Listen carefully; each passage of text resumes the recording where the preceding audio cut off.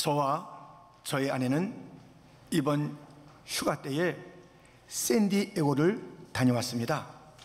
처음 가는 도시에서 모든 것이 낯설었습니다.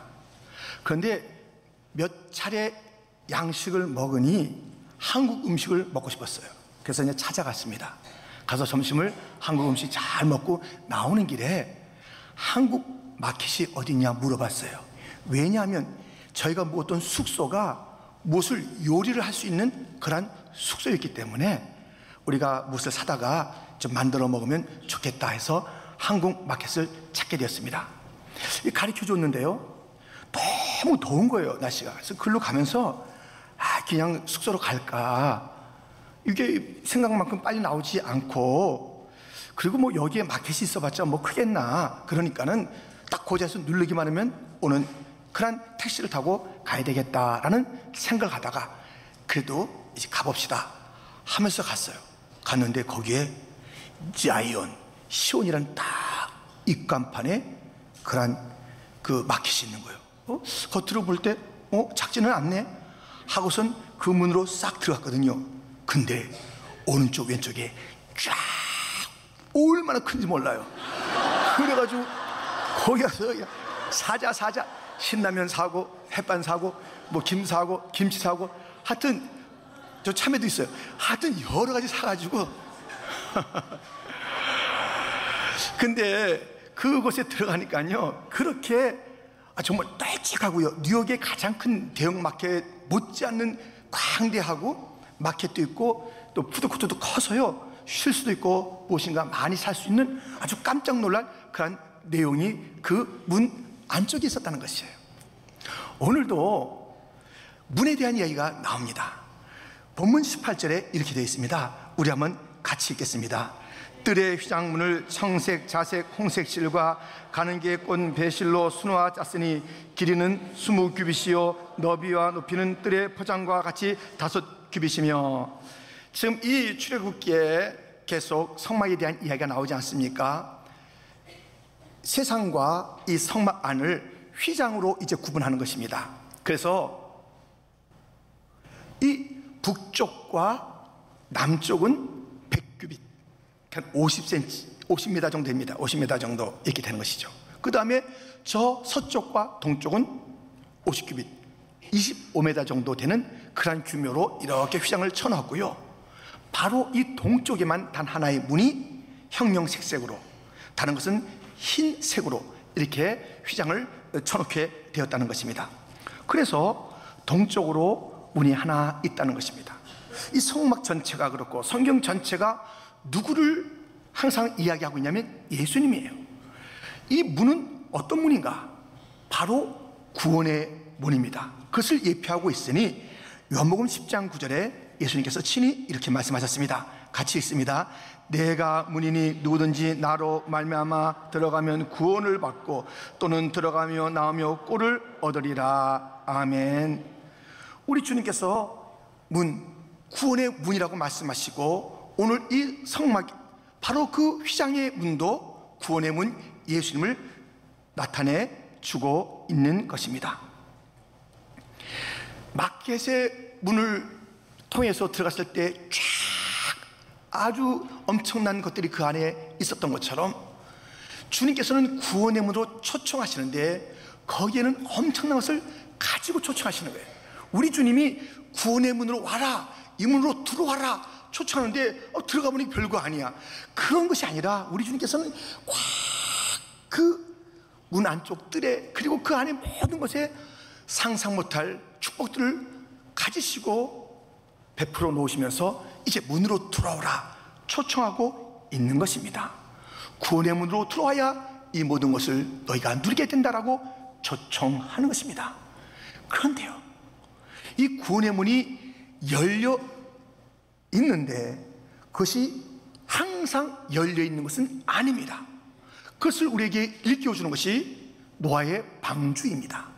노아가 방주를 지어서 그 문이 열려 있을 때 짐승조차 들어왔던 그 문 마침내 닫히는 것이에요. 창세기 7장 15절 16절 말씀을 같이 읽겠습니다.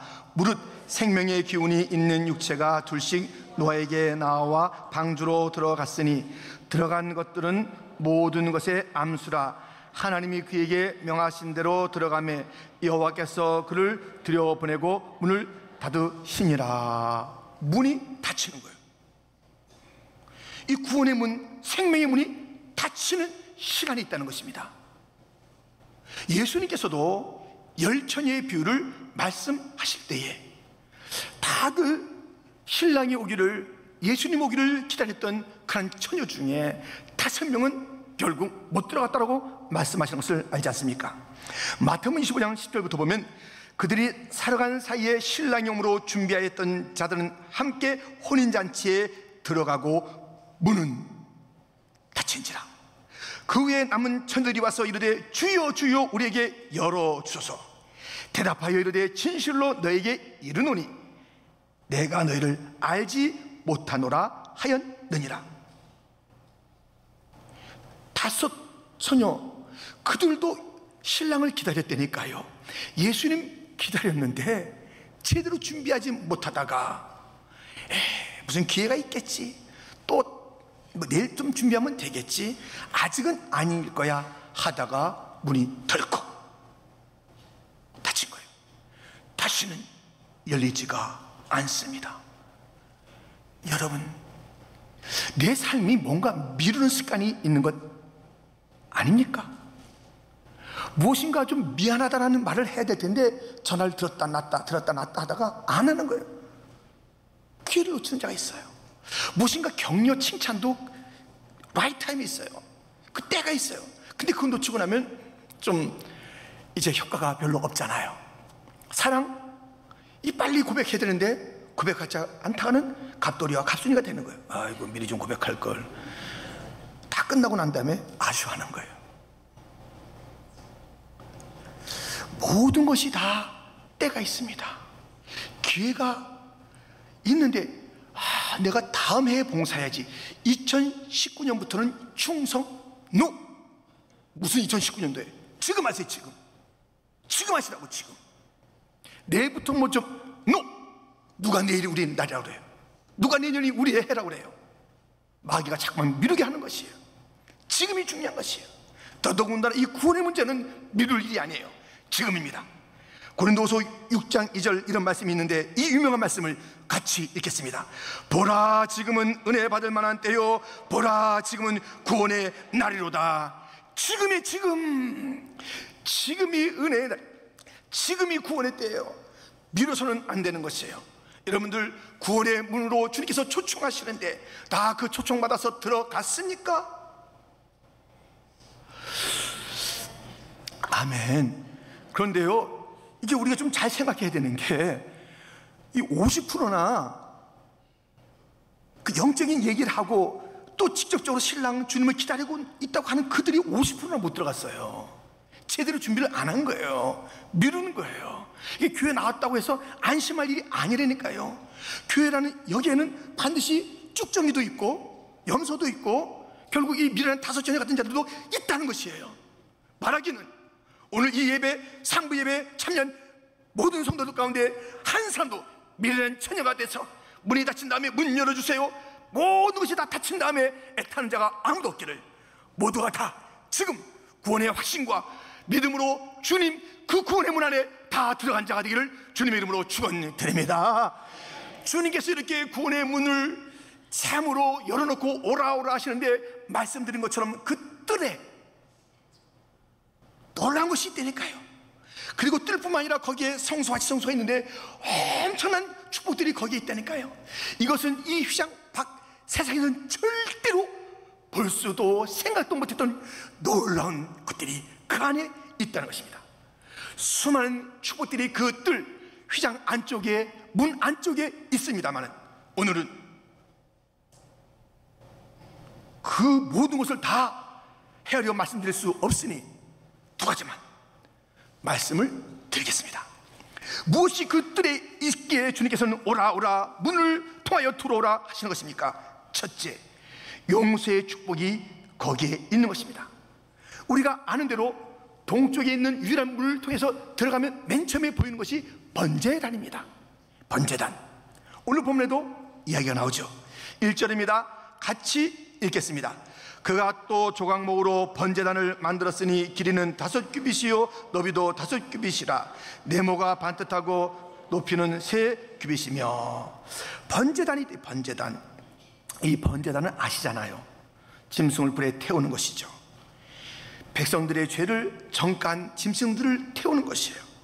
그래서 죄의 용서함을 받는 곳이 번제단, 속죄단인 것입니다. 이것 또한 예수님의 십자가 고난 죽음을 예표하는 것이죠. 그 인생들이 이 죄를 짓고, 이 죄의 문제는 미안합니다, I'm sorry 이렇게 해서 되는 일이 아니잖아요. 우리 인생의 죄라는 것은 원죄가 있고요, 자범죄가 있는 것이에요. 이 죄가 얼마나 흉악한지 몰라요. 죄값이 엄청난 것이에요. 갚아야 되는 것이에요. 여러분, 이것을 한번 보세요. It's a stunning moment caught on camera. 16-year-old Jordan Holgerson pushed off a Washington State bridge into the river below. Just moments before, Holgerson appeared scared. She says she initially planned to jump but had second thoughts. 2, 1, go! Go! Wait, just go? Just go!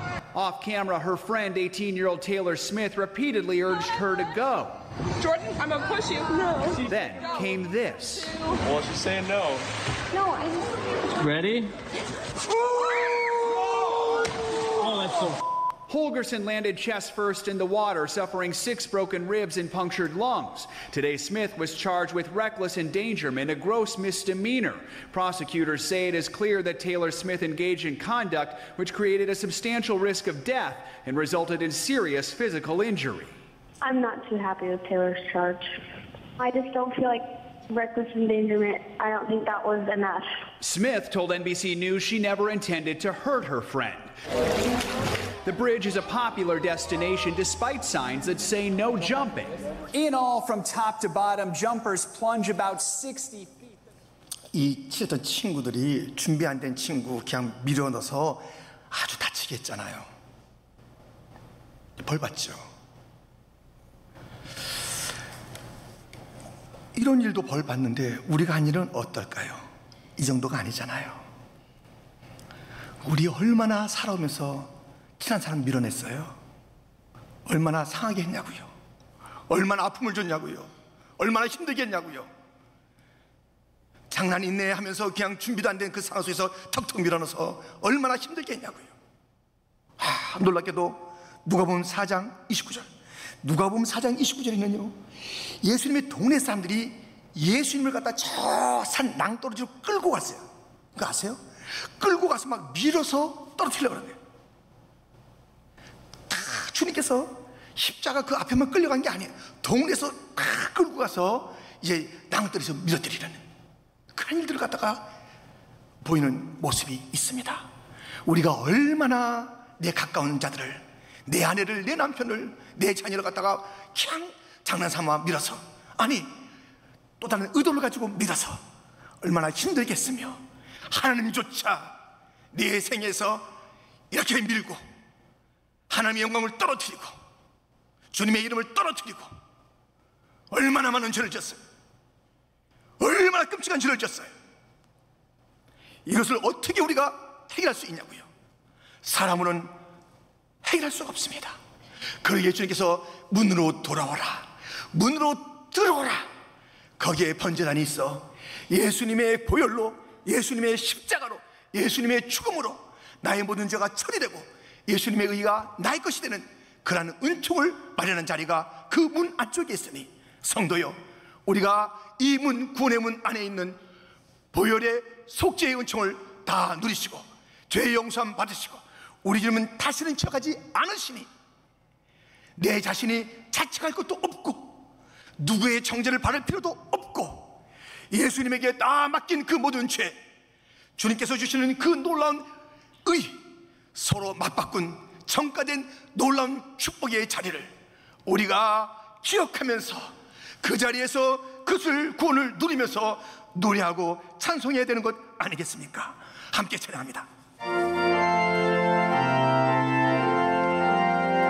마음에 가득한 의심을 깨치고 지극히 화평한 마음으로 찬송을 부르는 어린 양 예수의 그 피로 속죄함 모든 일 속죄함 속죄함 주 예수 내 죄를 속했네 할렐루야 소리를 합하여 함께 찬송하세 그 피로 속죄함 모든 일 나 같은 죄인이 용서함 받아서 주 앞에 옳다 모두는 확실히 믿기는 어린 양 예수의 그 피로 속죄함 얻었네 속죄함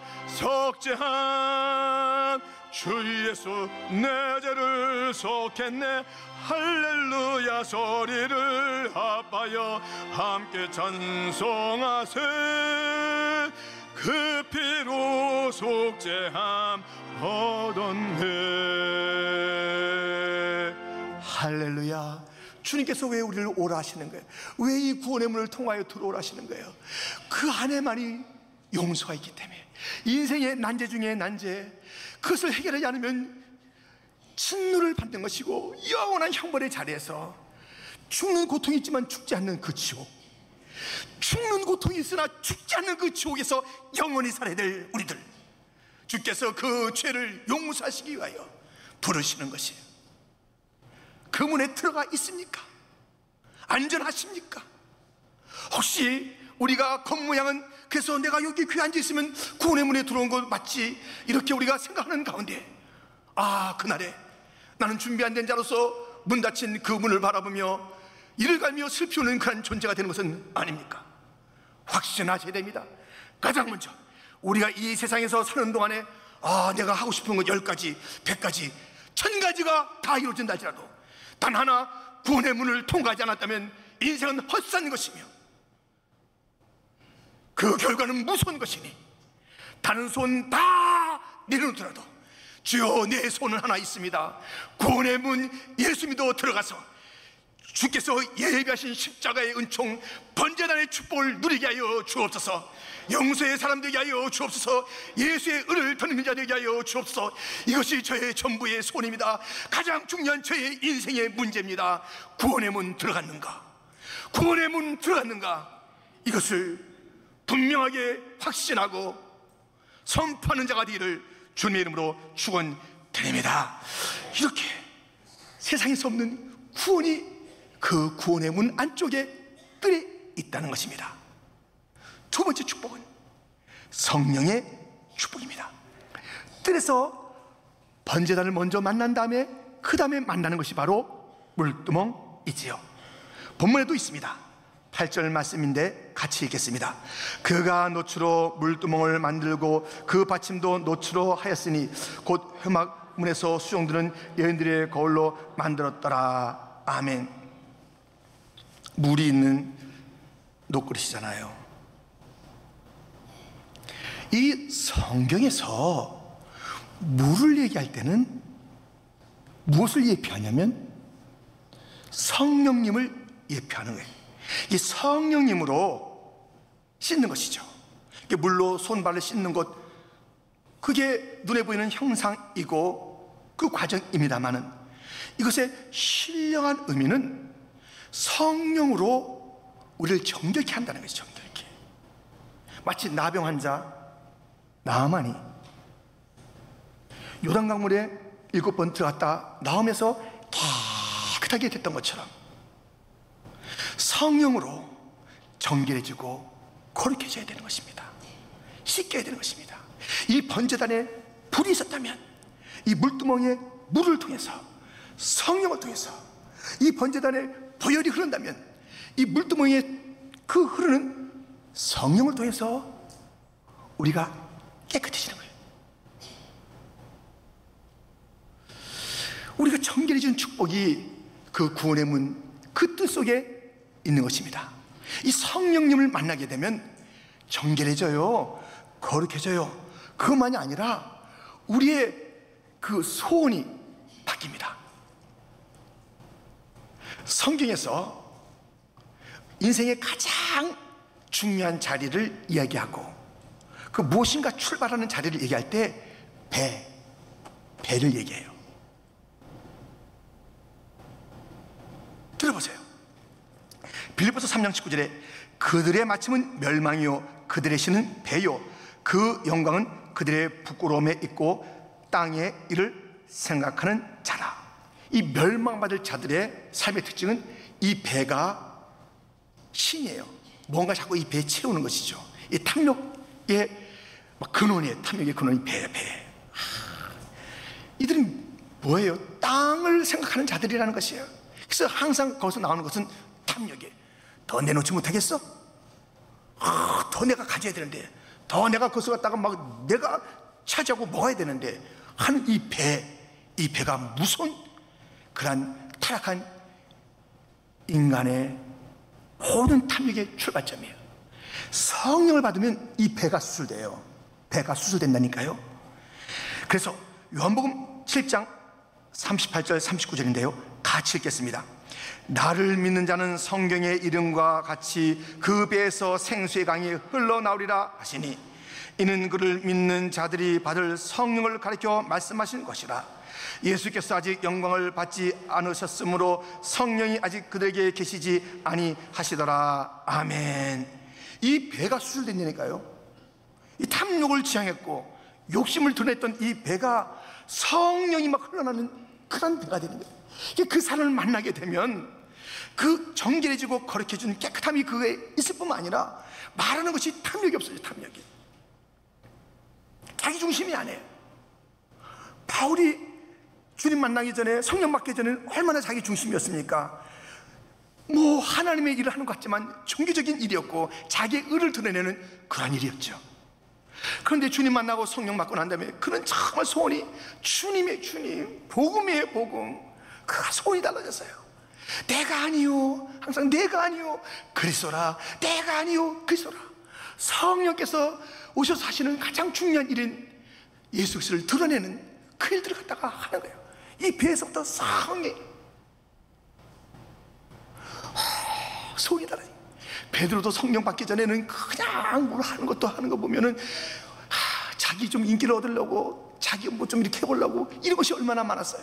그런데 성령 충만 받고 나서는 그가 달라진 거예요. 오직 주님 담대하게 십자가를 증거하는 그런 자로 변화되는 것이에요. 성령, 이 물두멍은 그 사람을 깨끗하게, 그리고 그의 손을 놀랍게 바꾸는 것이에요. 그리고요, 그 삶이, 이 성령의 사람은요 다른 자들에게 아주 복이 돼요. 선한 영향력을 끼칩니다. 모든 성령이 임한 자들이 그러한 열매를 가졌습니다만 그 중에 요셉을 보세요.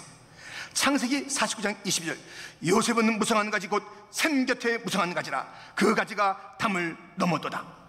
샘 곁에 무성한 가지, 성령에 잇된 자예요. 성령에 들어간 자예요. 성령의 사람이. 그랬더니 그가 많은 열매를 맺으면서 그것이 자기 혼자 따먹는 것이 아니라 다른 자들이 함께 먹을 수 있도록 하는 그런 자가 된 것이에요. 그가 애굽에서 거의 왕 같은 자가 된 거예요. 왕노릇인 왕노릇. 어떻게 해요? 성령이 임했기 때문에 그런 것이에요. 성령이 임하면요 영향력이 있는 자가 되는 거예요. 성령이 임하면 다른 자를 윤택케 하는 거예요. 성령이 임한 사람은 자기 자신의 욕심을 그렇게 품고 사는 자가 아니라, 육신의 소욕을 쫓아 사는 자가 아니라 성령께서 원하시는 삶을 사는 것이 그리스도 중심으로 사는 것이고, 다른 자에게 무엇인가 아름다운 것을 나누는 그런 인생이 되는 것이. 에스겔 47장에 보면 성령의 사람이 발목에, 무릎에, 허리에 능히 헤엄치 못할 큰 성령에 충만한 사람은 놀라운 세상을 바꾸는 부흥의 역사를 일으키는 그런 자가 된다는 것을 우리에게 일러주고 있는데, 그 아름다운 말씀을 우리가 다시 한번 볼 것입니다. 에스겔 47장 9절부터 보면 이 강물이 이르는 곳마다 번성하는 모든 생물이 살고 또 고기가 심히 많으리니 이 물이 흘러 들어가므로 바닷물이 되살아나겠고 이 강이 이르는 각처에 모든 것이 살 것이며 또 이 강가에 어부가 설 것이니 엔게디에서부터 에네글라임까지 그물 치는 곳이 될 것이라. 그 고기가 각기 종류를 따라 큰 바다의 고기같이 힘이 많으려니와 그 짐벌과 갯벌은 되살아나지 못하고 소금 땅이 될 것이며. 12절 같이 읽겠습니다. 강 좌우가에는 각종 목을 과실나무가 자라서 그 잎이 시들지 아니하며 열매가 끊이지 아니하고 달마다 새 열매를 맺으리니 그 물이 성소를 통하여 나옵니다. 그 열매는 먹을만하고 그 잎 사이는 약재료가 되리라. 아멘. 이 성령의 사람이에요. 성령의 사람. 가는 곳곳마다 생명을 일으키는 것이에요. 가는 곳곳마다 모든 자들에게 기쁨을 주는 것이에요. 가는 곳곳마다 평강을 주는 것이에요. 가는 곳곳마다 놀라운 이적들을 일으키는 것이에요. 열매가 있는 것이에요. 그 잎사귀마다 약재료가 되는 놀라운 일들이 일어난다니까요. 이 성령의 사람이 되는 성령의 사람. 주님께서 왜 우리를 초청했어요? 용서해주고.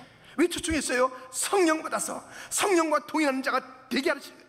우리의 더러웠던 것들이 영들이 깨끗해지고 우리의 소원들이 달라지게 만들고 우리가 그 살던 삶의 방식이 달라지게 남을 위하는 자가 되는 것이고, 왕노릇하지만 그 왕노릇하는 것이 자기 중심의 왕노릇이 아니라 그 자리를 섬김의 자리로, 지도자의 자리를 섬김의 자리로 여기면서 다른 자를 인내케 하는 것이고, 가는 곳곳마다 부흥을 일으키는 그런 일들을. 그래서 우리가 이 성령의 사람, 그래서 구원의 문을 통과해서 십자가의 은총을 누리고 성령을 받은 자들의 특징을 보세요. 그 부서에서 반드시 그 부서는 살아나요. 그 가는데 아무런 영향력이 없다. 그건 놀라운 일이에요. 그 사람이 그 부서에 가는데 아무도 안 놀래요. 아무도 더 기쁨이 더 배가 되지 않아요. 오히려 근심이 되는 경우가 있어요. 오히려 침이 되는 경우가 있어요. 성도요, 뭐가 잘못된 거예요? 지금 뭐가 잘못된 거예요? 내가 나가는 그곳에 내 식구들이 기뻐하지 않아요. 그냥 여전히 누군가 밀치는 것 같아요. 누군가를 갖다 그냥 낭떠러지에 떨어뜨리는 거예요. 고소하지? 아이고 하면서 밀어뜨리는 그들이 있는 거예요. 그래서 그 사람은 너무 싫어해요. 어머, 저 사람이 날 어떻게 해야 할까? 나 또 다쳐, 나 부러져. 이런 일들을 갖다가 또 할까봐. 이 성령 사람 아니잖아요. 성령의 사람은, 구원의 문을 통과한 사람은 물두멍 성령의 적신자들이고, 성령에 적셔져서 성소와 지성소로 깊이 들어간 자입니다. 지금은 이 성소도 열리고 지성소도 열리고, 그래서 놀라운 주님의 임재가 모든 성령의 사람들에게 것이 됐고, 놀라운 주의 영광스러운 그 자리에 함께하는 것이 바로 성령의 사람, 약속한 성령의 사람. 얼마나 많은 약속이 있습니까? 얼마나 많은 약속이 있습니까? 구약에서 약속을 두 개 했네요. 하나는 뭐예요? 성령이 오리라. 성령이 오리라. 또 하나는 뭐예요? 예수님이 오리라. 예수님이 오셨고 예수님께서 마침내 또한 성령을 부어줘서 약속의 그 모든 성취가 있은 그런 모든 시대에 우리가 살고 있는데, 여전히 성령 충만 받지 못하고 있어요. 여전히 내 배만 채우는 그런 삶을 살고 있어요. 여전히 삶의 방향이 나 중심이에요. 여전히 모든 것은 열매는 나한테 다 갖고 와야지, 남의 것을 뺏어올지언정 왜 내가 나누는 거야? 내가 왜 수고스럽게 왜 열방을 향해 가는 거야? 내가 왜 다민족을 향해서 가는 거야? 여기가 좋은데, 이것이 편한데 귀찮아, 여기야 머물러 있는 것이 아니라 점점점 더 깊은 데로 들어가고 더 놀라운 역사를 이루는 그런 자가 되는 것이 바로 구원의 문을 통과한 자들의 하나님께서 주시는 축복입니다. 성령의 사람이 되는 것, 성령과 동행하는 것, 이것보다 더 큰 축복이 어디 있어요? 할 수 없는 것을 힘으로도 안 되고 능으로도 안 되지만 여호와의 신이 임할 때에, 성령이 임할 때에 감당이 될 줄 믿습니다. 왜 우리가 이렇게 버거워하는가? 왜 우리가 힘들어하는가? 왜 우리가 몸이 천근만근인가? 왜 얼굴에 기쁨이 없는가? 왜 언어가 긍정적이지 않는가? 성령 안 받아서 그래요. 물두멍을 체험하지 않은 게, 물두멍을 주님께서 그 뜰에 베풀어놓은 그 물두멍, 주님께서 받아 누리라고 그렇게 베푼 그런 물두멍을 체험하지 못한 것이에요. 왜 죄에 계속 눌려 있는 것입니까? 왜 죄를 갖다가 그렇게 치고도 그냥 모른 치는 것입니까?